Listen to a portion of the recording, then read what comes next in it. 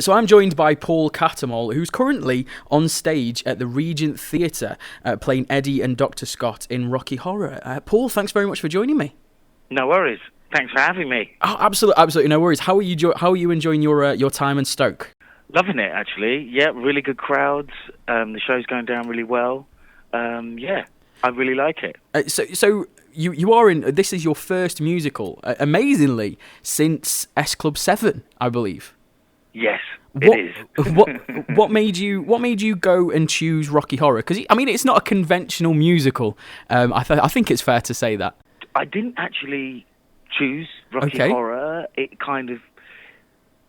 just happened to be the job at the right time. Yeah. To go into. I mean, I have auditioned for a couple of things before, years ago, even before S Club. Yeah. And I've never quite got the actual final audition, like for, let's say, Tommy, when I was 18. Yeah. I came second to the guy who got the job, and he was brilliant. So, but it's like in the sort of West End game, it's really tough. You've got to be used to not getting a job, and then maybe getting a job in the end. Sometimes you have to be really patient and wait for quite a long time to get the right kind of job for you. Were you at all hesitant of taking the role on with Rocky? No, not for a second actually, because I was chatting with a guy about doing it. Yeah. We were just chatting in a bar, and I think I was on tour, and we were in Liverpool. And a mate of mine, who I went to drama school with, who I went to Mount View Theatre School with, was there. He was there at the bar because he'd come and seen me that night in the show I was doing. That was actually the S Club tour. And he was, we were just chatting about Rocky Horror because it happened to be going on tour. And it was one of the things that was coming up. And he said to me, because he just knows me really well, he said, Paul, the hot patootie thing, you can do that hot patootie. He said, and he said, that's a really tricky number to do. Not many people can do that, and I think you can. So why don't you go for it? Why don't you give it a go? So it is kind of like fate brought you together with the musical. Yeah. Was it hard to adjust to the kind of audience that go into the Rocky Horror, because everybody gets dressed up? It's a bit different from a traditional musical where people sit, you enjoy the songs. People actually join along with Rocky Horror, and the audience is as much of the part as the cast. Was that something that you had to adjust to there? Yep. The audience is as much as a part of it. I mean, but and also it depends on kind of what shout outs they're doing, whether they time them well, makes a difference to how the show ticks along. Yeah. Because obviously, and we do the best we can to just sort of do the show the way we know, but obviously we are waiting to accommodate these shout outs, but we sort of do it in a way where there's not much time. It's like, you've got to know it. Yeah. And go for it if you are doing a shout out. Yeah. Do you, apart from obviously the songs that you perform, do you have a favourite part of the show yourself? I think the best bit of the show is, well, there's Time Warp, which is the floor filler cool bit. Yeah. But it's when Frankenfurter comes out of this sort of these gates, these sort of castle doors at the back, and reveals himself and does Sweet Transvestite. It's awesome. It's an awesome song, and it's an awesome bit. And it is the sort of main bit where you get introduced to the lead character in the show. Yeah. So, it's a cool bit. On to you then. Obviously, you're in Rocky Horror in the minute. Have you got anything else lined up after this? I have had a couple of sort of requests to maybe look at a script here and a thing there. Which isn't normal for me.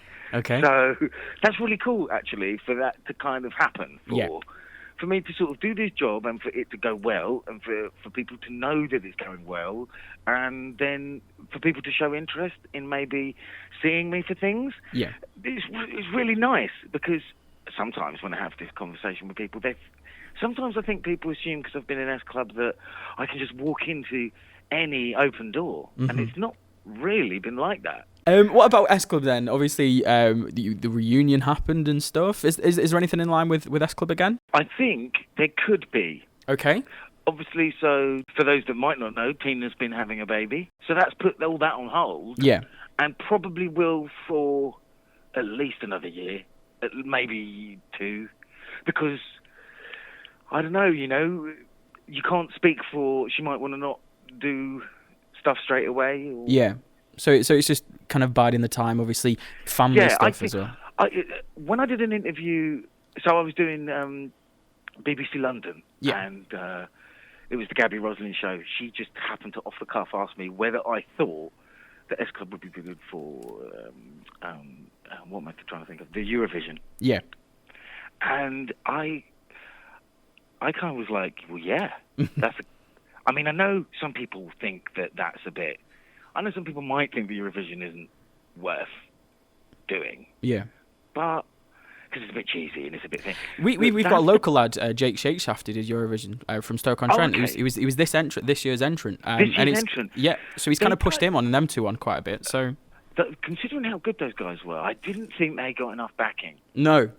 Maybe doing the Eurovision in a referendum year is just that is just what's going to happen. It's a dodgy area, wasn't it? It got no promotion.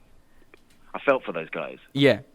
But so that's definitely something that you'd be willing to do with S Club is Eurovision. So I'm not saying that sort of area of things is things that I am into, but that doesn't matter because it just dawned on me something that the band might be capable of doing because of the time frame that it exists under and all these kind of things, and it's something that we could do quite well in. I don't know, so.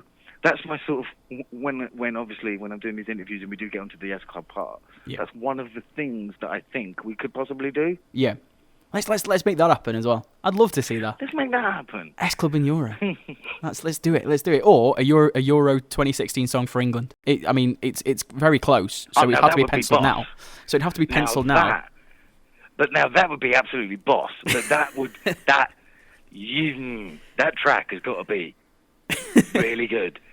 Because you've got the New Order track, exactly, and then the Skinner and Badil track. Exactly, you'd have to get like past players, current players in. You could have got like S Club Euro Party. That's what that. I mean, that's it's already there. It's the title. Yeah, that. I wonder who you could get to write that. 'Cause you need. I mean, you need someone like Paul McCartney. Yes, there we go. Paul McCartney, S Club 7. Let's get it sorted. Let's get it sorted. Not for the Euros, but for the World Cup. That's what's going to happen. For the World Cup. Paul, thank you very much. Sorry, I was just going to say, what do you think our chances in the Euros are? I mean, you've turned the question on me. This is an interview being interviewed. I don't know. I'm back in France, home nation. I think they'll win it. That's wise. I think that's wise. Also, sitting on the fence. Holland looked very organised and very good. Yes, when we play them, not in it, are they though? Yeah, and it was great. It was great to sort of play Germany and win in Berlin. That was the killer though. Is when we beat Germany, we're like, yes, we're going to do it, and then we lost to Holland. You're like, oh, we're England. It's not going to happen. Yeah, I know. But Holland played much better against us than Germany did against us. Exactly. So that made it far more of a test. Exactly. Let's hopefully we'll just get further than what we usually do. We'll do better than last time. That's what we'll do now. I might eat my hat and coat if we don't make the quarters. Oh, there we go. That's the quote for the interview. Sorted. That's the quote for the interview. It's 6 Towns Radio. We're part of a Euro song actually. It's called Kane and Vardy Having That Party. So if you've got time, search that. It's by a local comedy duo called the Carpet Lions. It's very good, if I may say so. It's got my voice on it, so that's why it's good. So we're going to back the Euros. We're going to back Paul, who's in the Rocky Horror Show at the Regent Theatre until Saturday the 24th, which is this Saturday. Get your tickets now. Paul, thank you very much for joining me. No worries. Thanks for having me.